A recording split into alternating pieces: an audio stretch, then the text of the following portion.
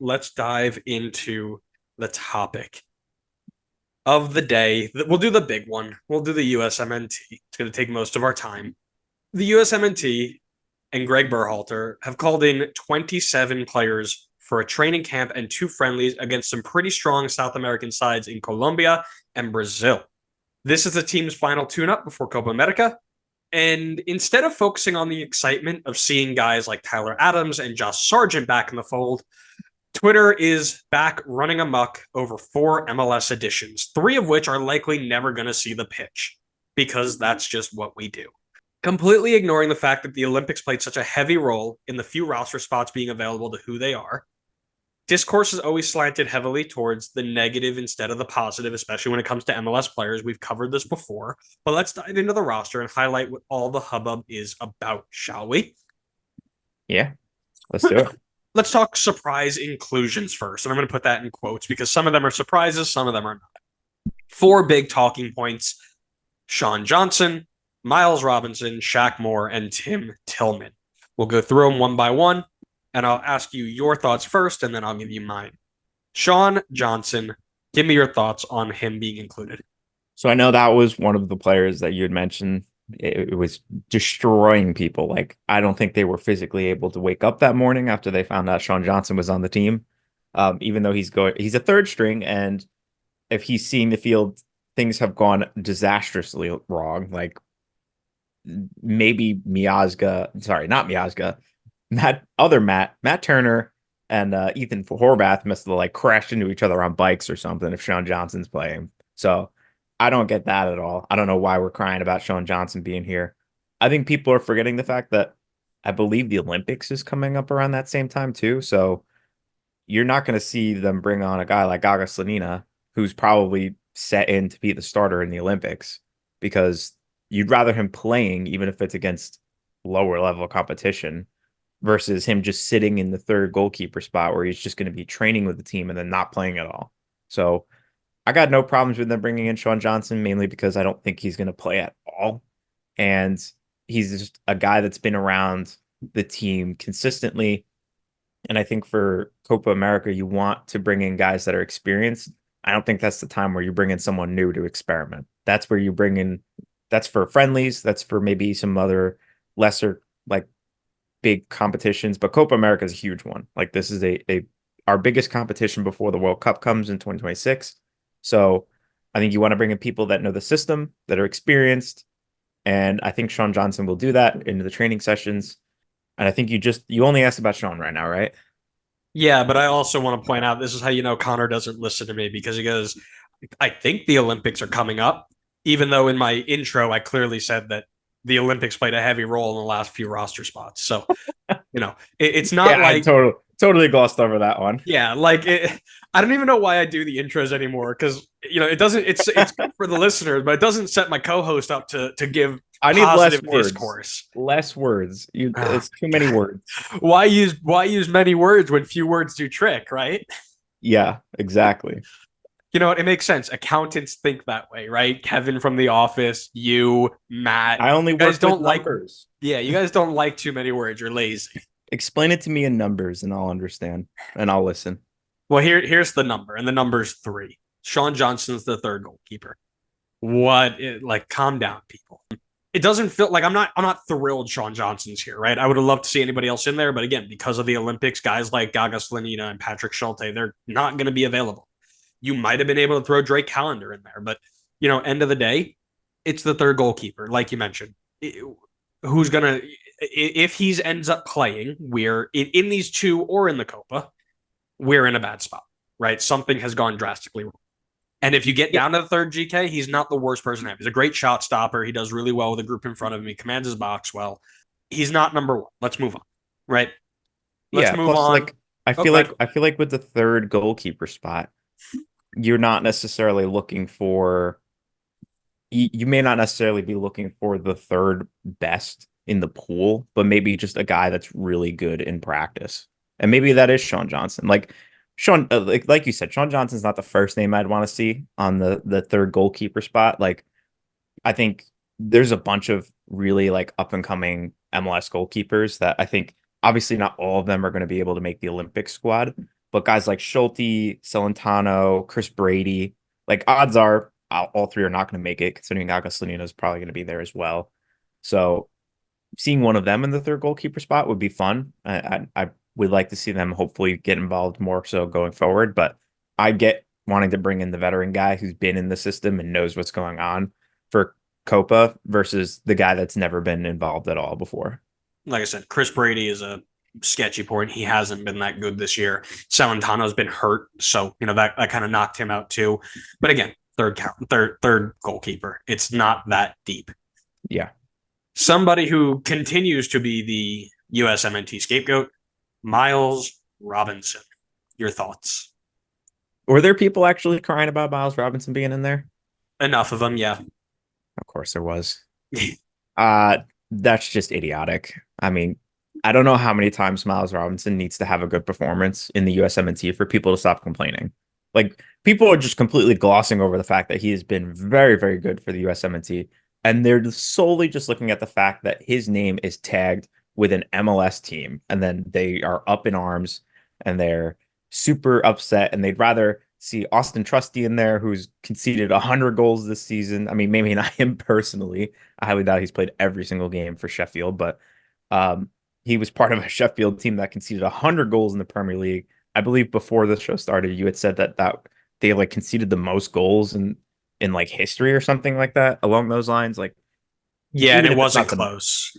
an abysmal season. I don't think you should just get thrown in because you're playing in the Premier League. Because I would barely call what Sheffield did playing in the Premier League. It was more like just losing in the Premier League. So I'm very happy Miles Robinson is in there.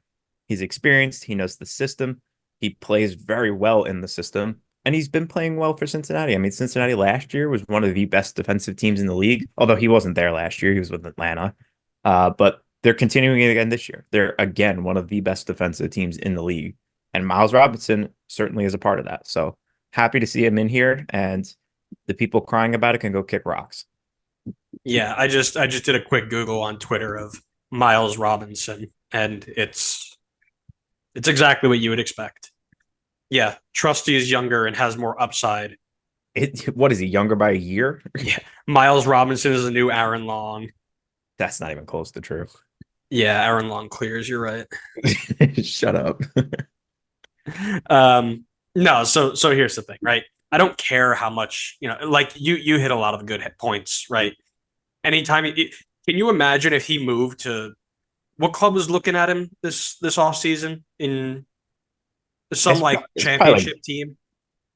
It could have been. Was it PSV? Was it a Dutch team? Either way, oh yeah, it might have been PSV. Yeah, can you imagine if he was riding the bench at PSV and he got called in? Not a oh, peep. they love. Nobody would say anything. Not a peep, right? Yeah. And I don't care how much slack that he gets. I think you put it really well. He performs well. He's a good enough player when we call him in and he's asked to do his job. When you look at the Nations League and he played, everybody gave him slack. But if you look at the goals that were conceded, none of them were his fault, to my knowledge. The Jamaica goal, everybody falls asleep except him. He's the only one marking, right? I don't think he's our top two at the moment, by the way. Like, I don't think he should be starting. But he's fine on the bench. He's fine if we need to close games out and put him in. But I do need to like I said, I need to emphasize it. Enough with the Austin. This is Austin Trusty is the new John Brooks. Like, dude is not when John Brooks was getting these shouts after literally not playing more than 90 minutes in a year, just because he was in Europe. This is the same vibe. Austin Trusty is a starting center back on the worst Premier League defense in history. I don't care that it's the Prem. I loved your point. You wouldn't call it playing in the Prem. They just existed and lost and got killed and got beat. Badly, too. Like, they almost set the worst points record. It's 16 points in the whole season. That's crazy. That level of play doesn't deserve a call up. Even right? FCC at their worst had more than 16 points in a season. Yeah. So, and the reason it doesn't deserve a call up is because we aren't in a position where there aren't four center backs better than him right now. Mm-hmm. CCV is doing well in Scotland. Now, granted, Scotland is MLS with two teams that are good, right? But he does well for one of those two teams. Mackenzie has done so well with Genk, and I'm really excited to see him here. I think it's a well-deserved call-up. Genk's in the playoff spot with 42. He's made 42 appearances, got them into a playoff spot in Belgium. Now, Belgium also not the highest level, but still good enough. Tim Ream brings that veteran leadership that you're looking for. You knew he was always gonna come in. Chris Had to be. Richards, Yeah.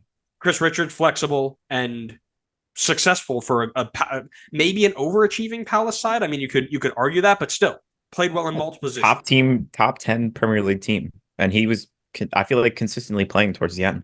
Oh yeah, no, and he played as a six. He played outside. He played at the inside. He played Yeah, all over the good place. season for Yeah, sure.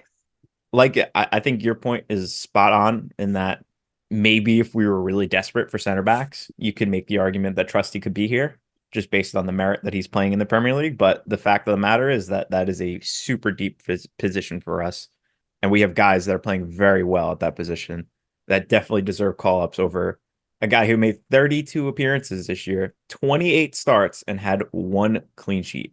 So yeah, I don't think there shouldn't be a question there. And I'm on board with you as well. I don't think Miles is our starter. I'd probably go with like it might be flexible. I think Tim Ream's definitely one of the starting center backs.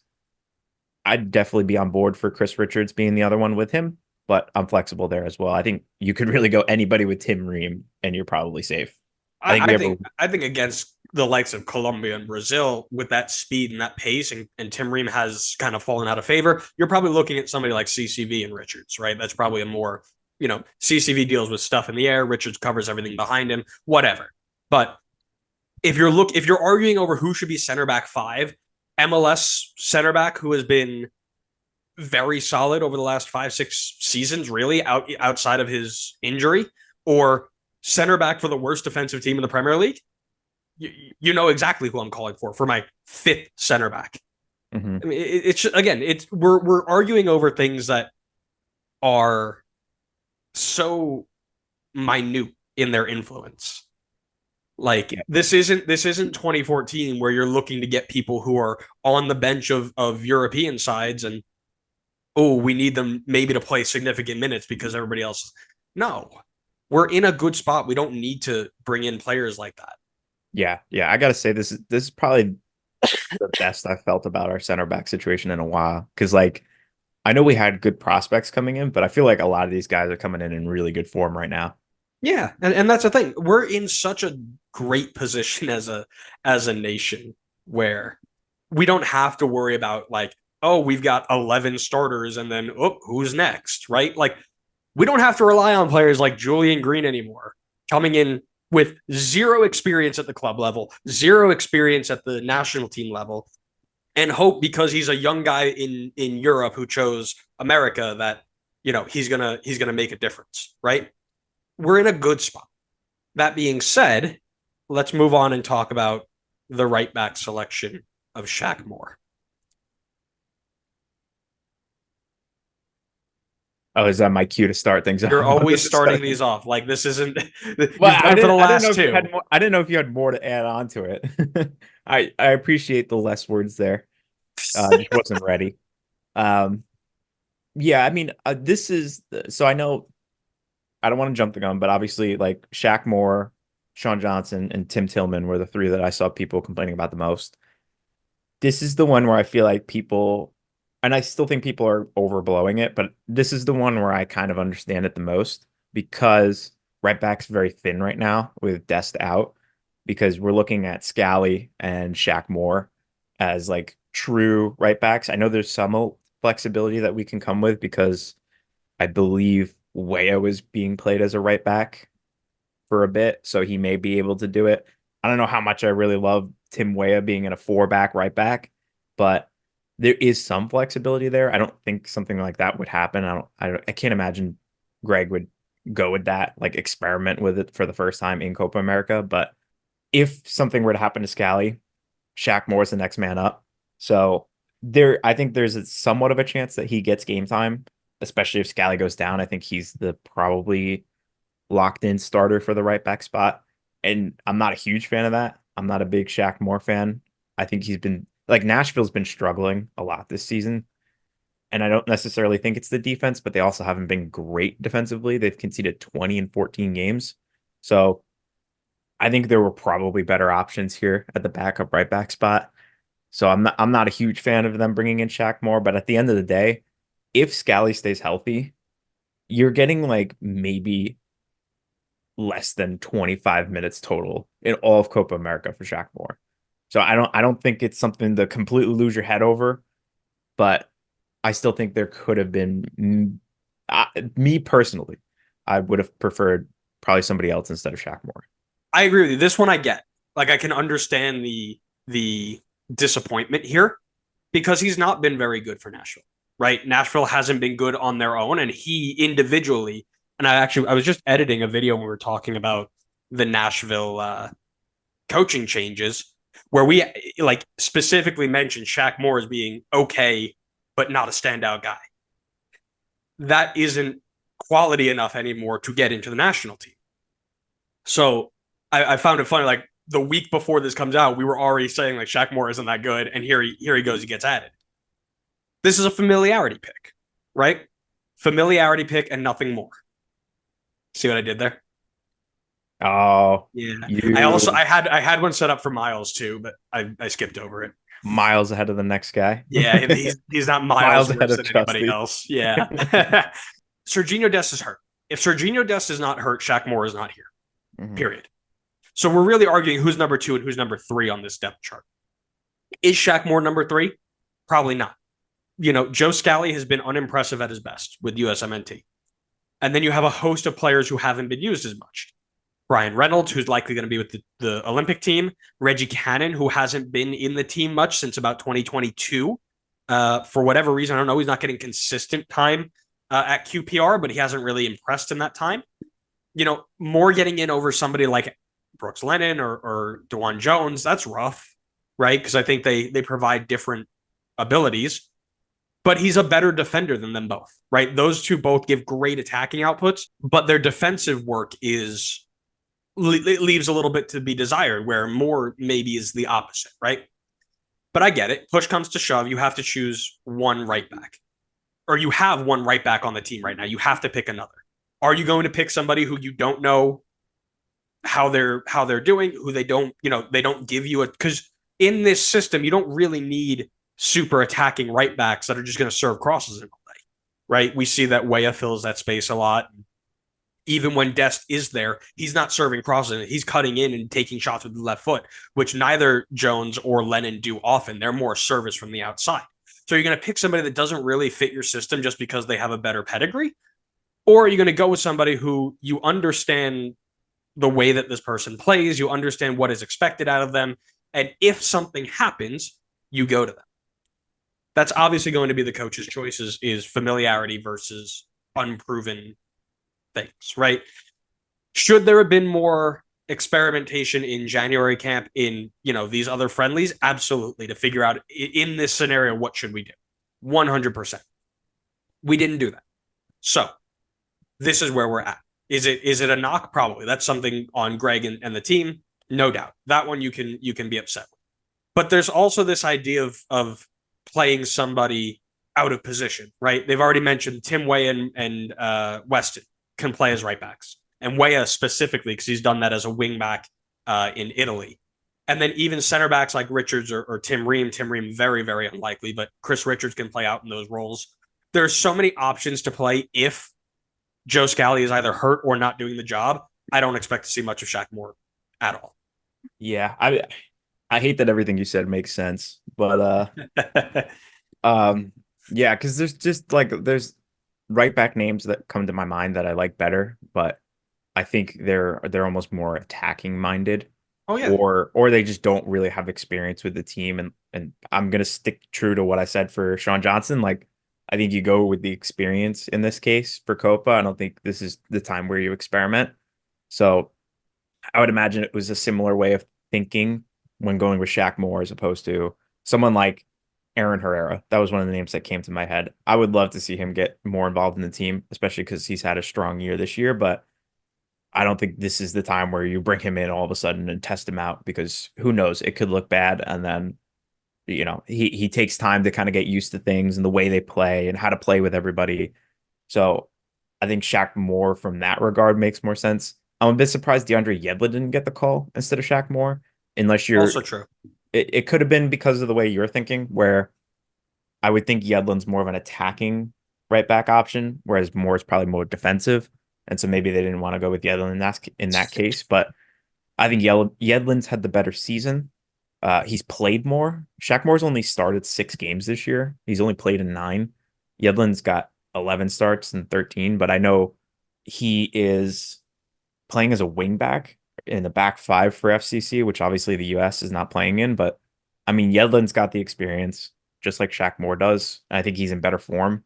So I'm a bit surprised to see him not there. I'd probably prefer Yedlin over Shaq Moore in this case. But at the end of the day, it's a backup right back spot. Hopefully nothing happens to Joe Scally, and hopefully he can play better than he has in the past. And we don't even have to worry about any of this discussion. Well, and here's the thing too, before we move on to our last player here is if you're going to do this experimentation where you're going to look for somebody who's maybe a bit more attacking, more as a wing back, you're going to do it with players who have been in the team and shown that they can do that, right? So Tim Weah has done that for his Italian side consistently. Like that is his role. So if you're going to go and switch to a 3 in the back and use wing backs like Anthony Robinson and Tim and whoever's going to be in that wing back spot, you're going to put Tim Weah there over Shaq Moore. If you're going to go and look as a more defensive role, maybe Tim Weah is not that guy, but you've got other Weston McKinney playing right back. We've seen he's used center mids at outside back all the time. Our Lord and Savior Kellen Acosta has played outside back more times than he probably wants to. What a shame. Should have been on this roster, just in case. Well, and here's the other thing too. Tyler Adams has experience as a right back. He did that for Red Bull when he started, right? You could put him out there. There's so many other options that are better than Shaq Moore that I don't worry about this, right? And again, we could come back to this in a month and a half, and Shaq Moore is starting every game, and Sean Johnson is starting every game, and yeah, now we'll look stupid, but I don't think that's going to happen. I listened for the Euro snobs. If that does happen, just know that it's probably going to end up being a good thing, because if Greg flops at Copa America, maybe there's a stronger chance he's out before the World Cup. So you gotta look for the bright side and things.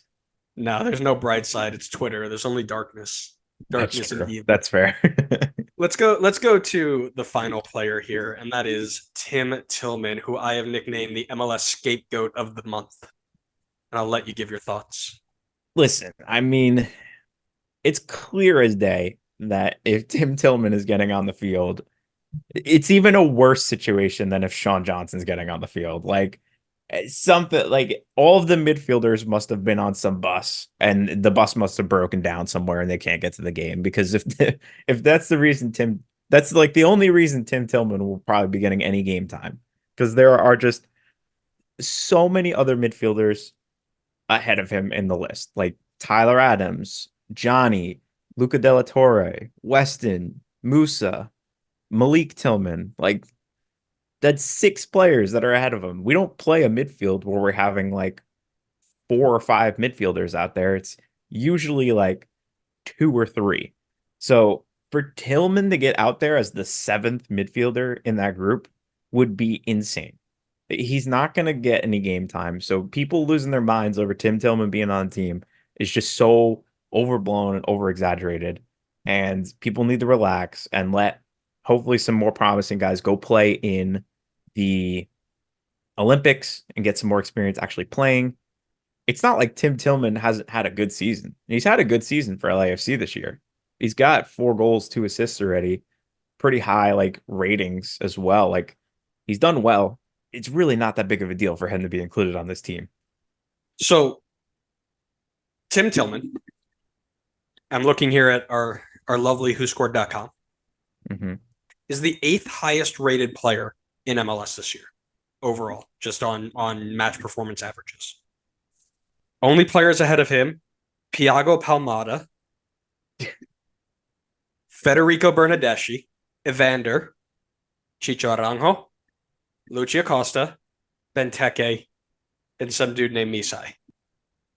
Everybody, he's better than again, ratings are what they are, right? But people are making it out like Tim Tillman just is blackmailed his way into the team. Yeah, like he's only there because his brother's there, and he's only there because they're making it act like he hasn't played a minute in MLS and he's just like brought along for the ride. He's been solid this year. Like I didn't look at that and be like, oh, Tim Tillman, great. But it didn't shock me because he's done well.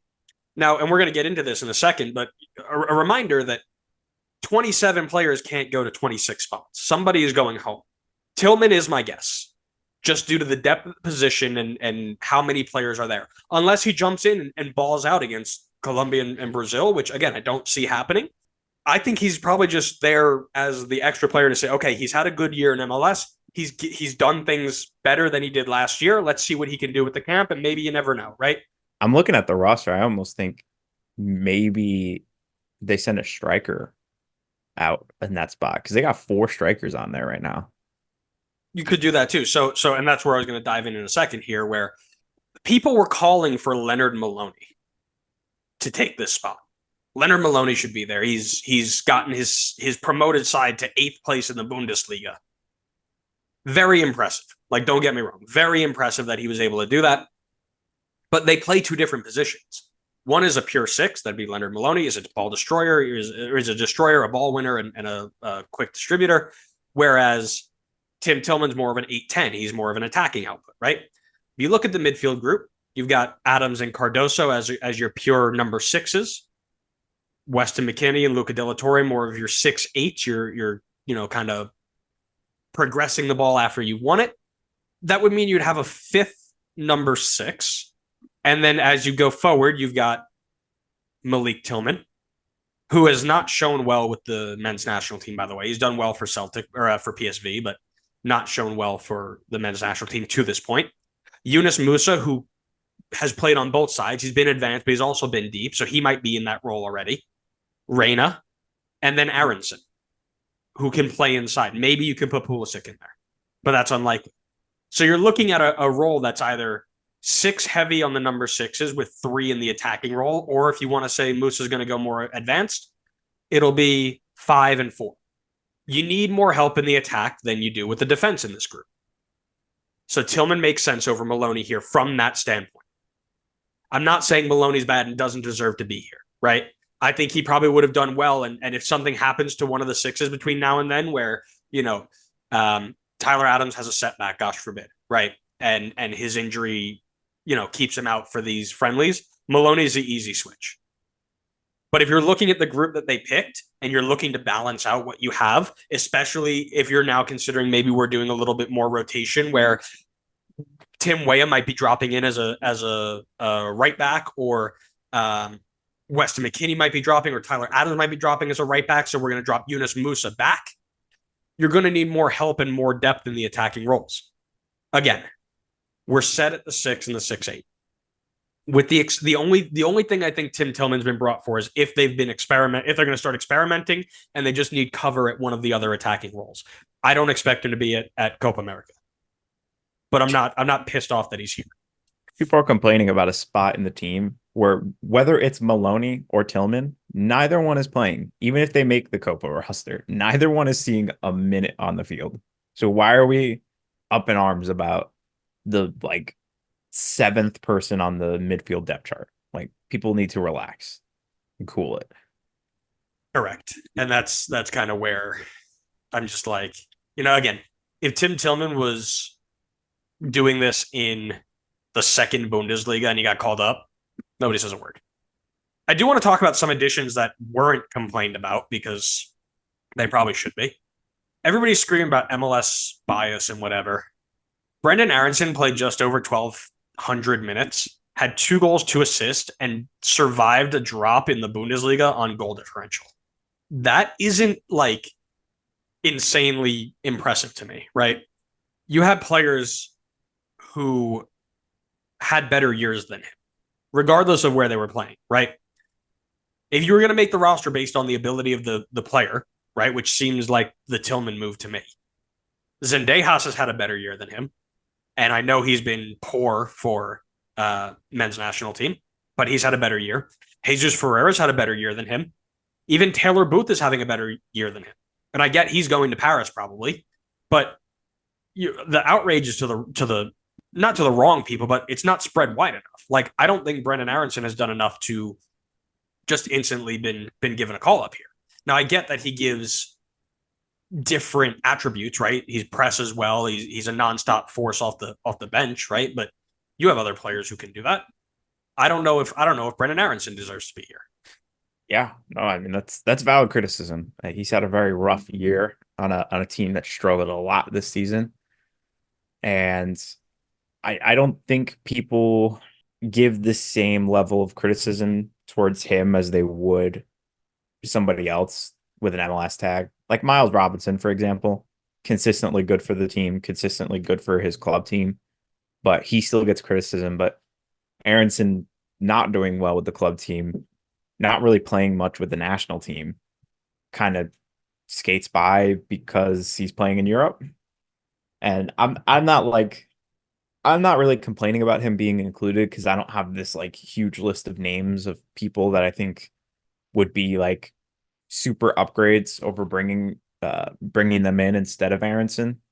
So I'm not too concerned about that, especially because Brendan has so much familiarity with the system. But I just think if people are going to criticize players for, I guess, their performances in the club team, then I think it's probably only fair that the same criticism is applied to the players that play in Europe. So I'm on board with you there, but at the end of the day, I don't really have an issue with him being here because like we talked about before, like I think he's in a similar situation to Tim Tillman. I mean, I do think he gets some game time because he can press hard at the end of a game and try to put some pressure on tired legs, but he's not going to be a starter. And I think he's pretty far behind being a starter in this team. No, and for sure, and that's kind of why I'm not like up in arms about it.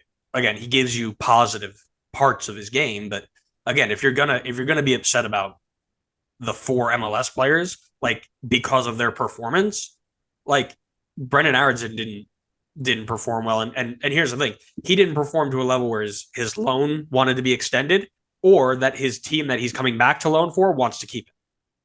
So at that point, now he's unwanted at two different teams he's tried to play for. I wouldn't be shocked if he comes back to MLS at some point, right? But the second he walks back into MLS locker room, if he gets called up again, it's the world's over. Yeah, even if he comes back here and starts torching it up and revitalizes his career, like you said, that's it. He's in the criticism books until he's back in Europe again. Yeah. All right. Well, I'm done with the negative. Should we go a little bit of a positive? Yeah, definitely. Who are some positive inclusions for you? Who are you happy to see here that maybe we haven't seen in a little bit?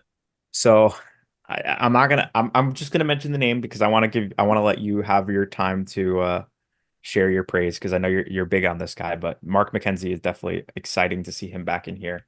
I know he had that dreadful stint in the Nations League, and I think that's stuck with people's mind way too long because he's been so good in Belgium. But I won't dive into that too much. I'll let you take that one because I know that one's for you. But I am excited to see Josh Sargent in here.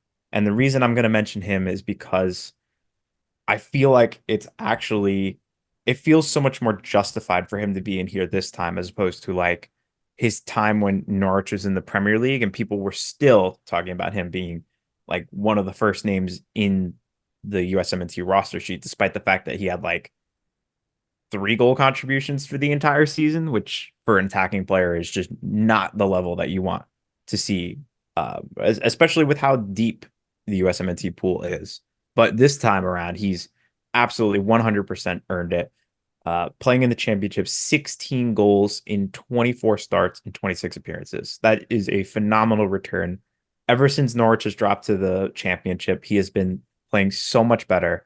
And I'm happy to see him back in the team and getting in the mix again because he has 100% deserved it. And we know the striker pool has been so hit or miss with the USMNT. Even when Balogun has come in, it still has felt a little bit hit or miss at the striker spot. So the more strikers we have in good form coming in, I think the better. So I'm super happy to see him playing well and back in the roster. Yeah, 100%. Right. Big excitement for Josh Sargent. He has been inching ever closer to that what if group of attackers, right? With all the injuries that he's had, every time he gets hot, he gets hurt. and I don't want to see him join that imagine he stayed healthy group that we talk about a lot on our history episodes and stuff, right? He had Yeah. another great year in the championship. You mentioned his stats, and we'll see what he can do to his national team, right? I think one of the issues with him was he was playing on the wing for Norwich, wasn't producing well, and then had to adjust to being a number nine. Well, now he's going to get a chance to be an out and out number nine after playing as an out and out number nine. He's been solid. Yeah. You mentioned Mark McKenzie. Very excited to see him as well. You mentioned the howler in the Nations League, but as again, he's steadied himself, got into a really good rhythm, earned this opportunity, properly earned it, I believe. The trust that he's gained at Genk is a massive boost for his confidence, and I think that will show nicely here. I'm excited to see what he can bring.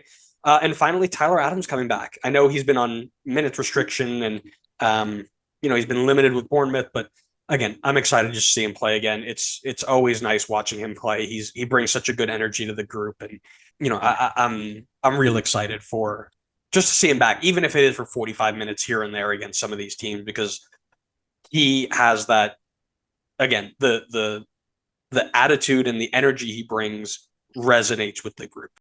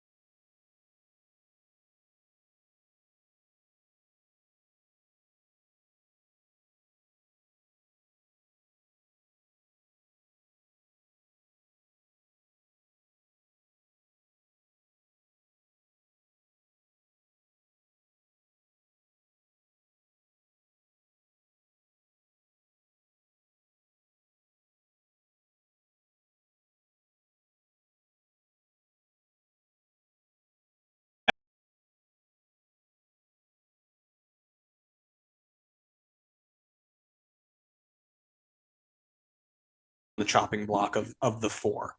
But it'll be interesting to see. I'm really interested to see how that goes. But yeah, I think overall, I think it's Tillman, no doubt, would be the first one, and then after that, I think maybe Pepe would be the guy.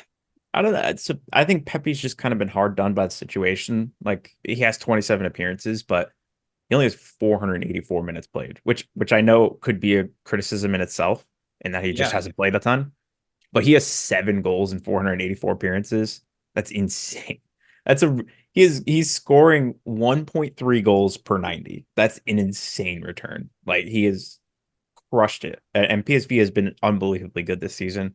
He's been I almost think it's actually a benefit that he's been so good off the bench, because I would think that's most likely his role if he is called into USMNT. So his experience in that regard and his ability to do so at the club level, I think is almost a plus to keep him on the roster as a guy that has to come off the bench. Because I think Balogun's your starter. Like even if he's had not the greatest season, he's probably your starter. And so I think Pepe off the bench, showing that he could do so very successfully at PSV, I think that's a benefit. interesting. I can get behind that. But we'll have to see. We'll have to wait and see. Let's talk about the friendlies then. We got Colombia, we got Brazil. They're going to be tough. Very, very tough test. And